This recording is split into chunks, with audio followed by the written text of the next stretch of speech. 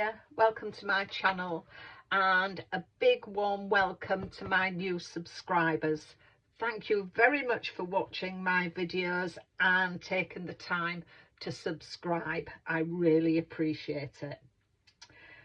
In today's video I'm going to make a floating hexagonal card. I've seen quite a lot of these on Facebook and YouTube, so I thought I would do my version. So for this one I'm taking a 10.5-inch card by 6.25 inch, and this is little card, and I think it is, let me just look at the pack that I've got. 270 GSM. So it's a lovely card. I've been using it for a while, so if you can get to Lidl when they've got it in stock, do so. I like it. So along this 10.5-inch side I'm going to score at 1.5 all the way down, 3.5, 5, which will be the center of our card, 6.5, 8.5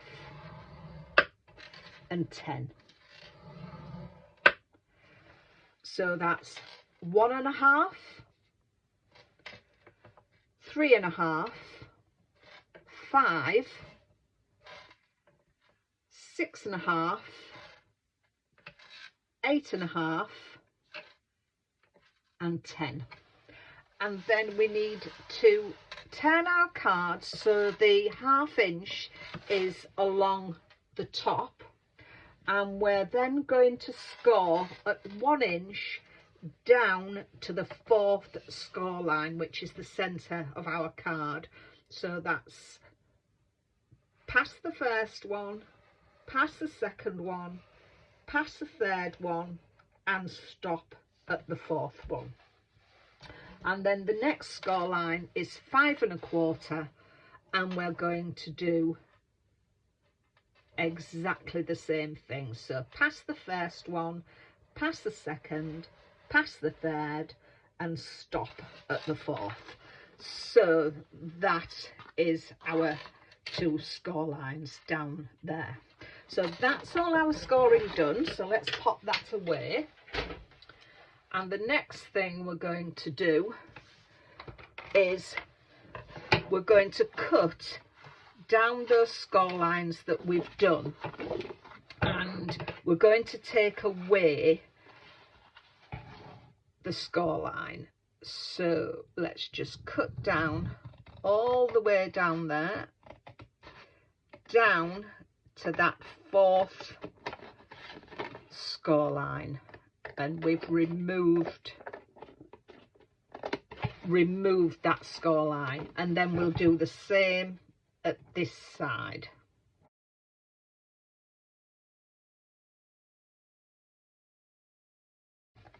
So there we are, we've cut down there. So then we're going to cut this section out, and again remove the score line because it'll leave a nice clean line and won't leave any bulk.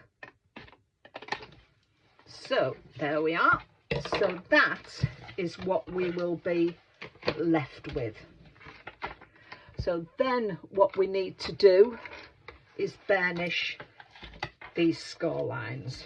So get these burnished with our bone folder. You could have done this before you cut that section out if you wish. I just wanted to do that. So that gives us, that tab is going to be stuck on there, and that gives us our hexagonal fold card. So my mats and layers for the back here, I've taken some papers from this pack. As I've said in a previous video, I'm trying to use some of the stock that I have in my stash that I've had there for ages. And this was a first editions paper pack, Sweet Owl. And there's some lovely papers in it, and I have used it over the years, but then it gets popped in a drawer and you don't use it. So I'm using this paper, the owls. So what we need for that is I need one piece that measures 1 3/4 by 6 inches. And that'll go on there. Then I need 2 pieces that measure 1 1/4 by 6, and they're going to pop in there. I will put all these measurements in the description below. For the front, I've taken 4 pieces that measure 1 1/4 by 3/4, and they're going to go on the sides here. And then I've taken 2 pieces that measure 1 3/4 by 3/4, and again I'm going to pop them on there. As I say, the measurements will be in the description below. I've also taken a piece of acetate that measures 1 3/4 by 6, and that is going to go in there, so that will provide the floating essence of our topper. So let's get all these stuck in, and then I'll go through my topper and all the measurements for that with you. So I'm going to start off first of all by sticking my tabs down, because I don't want my tabs to be seen when I put my pattern paper on. So for strength on this section, I'm going to use my Collal glue. As I've explained previously, I do like this. It does give a card strength. It takes a little more time to purchase on the card, but once it's got that purchase, it is brilliant. So we can lay our card down and bring that level with there. Make sure you've got a nice level connection, and we just need to glue that there. So that is our hexagonal card. Pop that pin in back in my glue, and I'll get out my tacky glue, and we'll put the backing papers down there. And as I say, putting that, gluing your tabs down first. When it comes to putting this section in, your tabs are then hidden. So let me just get this set, because this will leave a little border all the way around on the card. Let me just check I've got that straight. So that'll go there. So I'll get on with putting the other ones in and the tops, and I'll come back to you.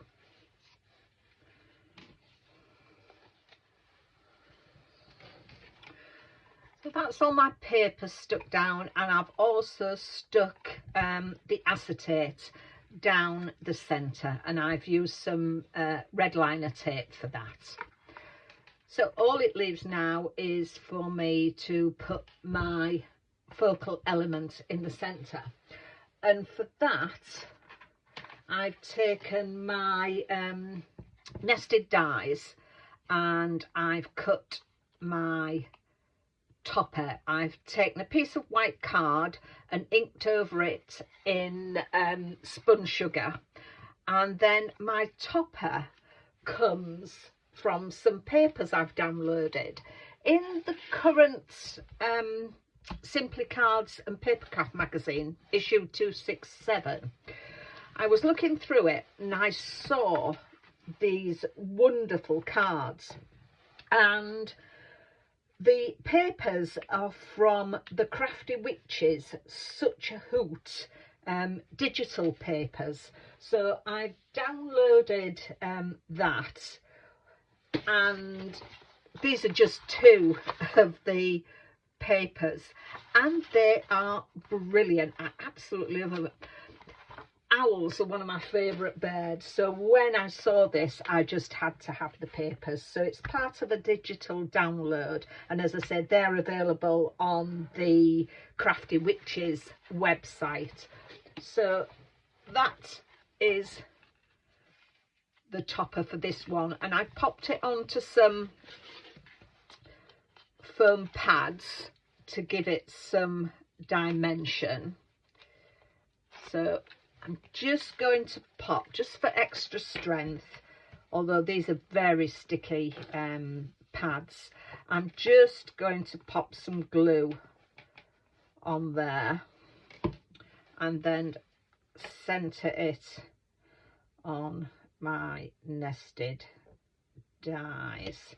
So mine are sort of pierced dies. So this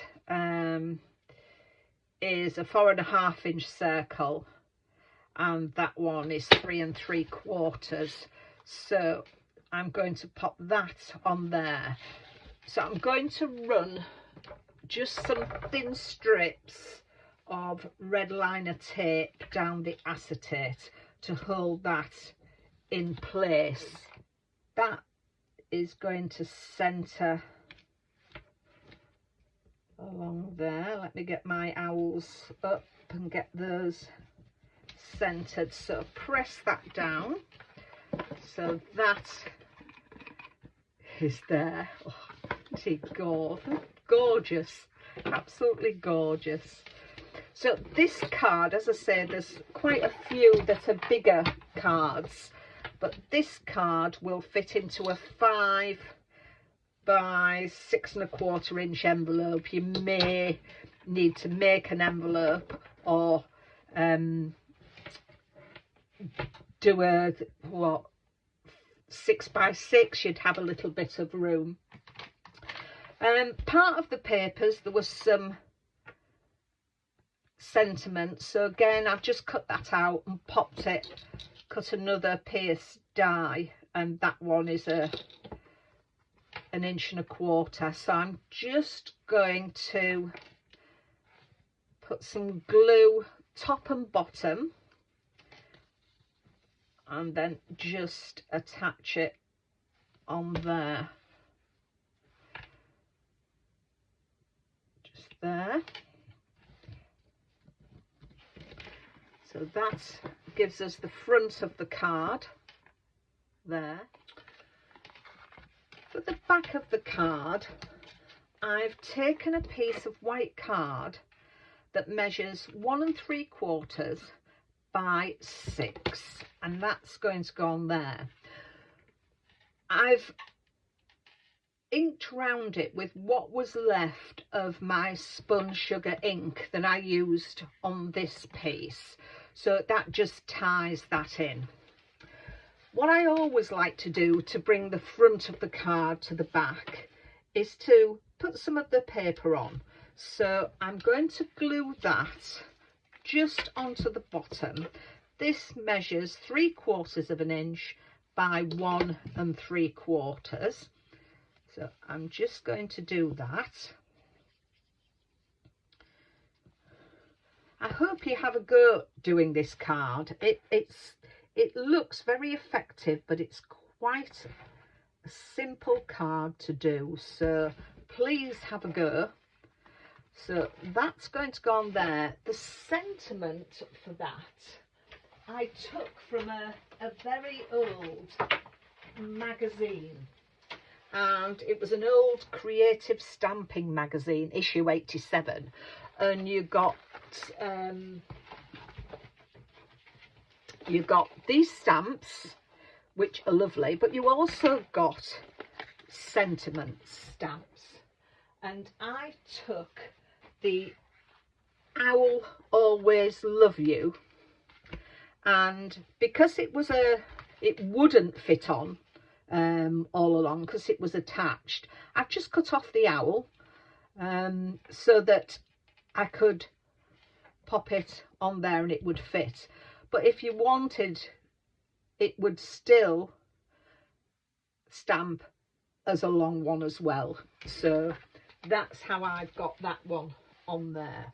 So let's get this stuck down. We'll stick this on here, and then you've still got room for your message under there. And if you wanted, you could do some other little bits around there, but that is my card. So I hope you like that. If you do, please give it a thumbs up. That helps the algorithms on my channel. So the more likes I get, my site will go out to other people. So I'd like to thank you again for taking the time to watch. If you're not already a subscriber, I would be happy if you would consider subscribing. But until the next time, take care of yourselves, and I'll see you soon. Bye for now.